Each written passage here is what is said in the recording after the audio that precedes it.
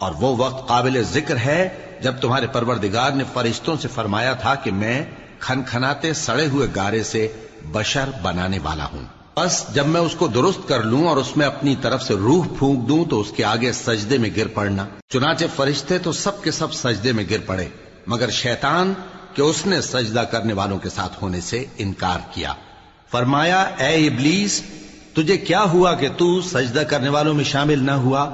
اس نے کہا میں ایسا نہیں ہوں کہ انسان کو جس کو تو نے کھنکھناتے سڑے ہوئے گارے سے بنایا ہے سجدہ کروں۔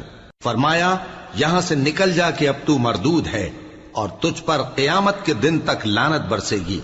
اس نے کہا کہ پروردگار مجھے اس دن تک مہلت دے جب لوگ مرنے کے بعد زندہ کیے جائیں گے۔ فرمایا اچھا، سو تجھے مہلت دی جاتی ہے وقت مقرر یعنی قیامت کے دن تک۔ اس نے کہا کہ پروردگار جیسا تو نے مجھے بھٹکا دیا ہے میں بھی زمین میں لوگوں کے لیے گناہوں کو آراستہ کر کے دکھاؤں گا اور سب کو بہکاؤں گا۔ ہاں ان میں جو تیرے خاص بندے ہیں ان پر میرا قابو چلنا مشکل ہے۔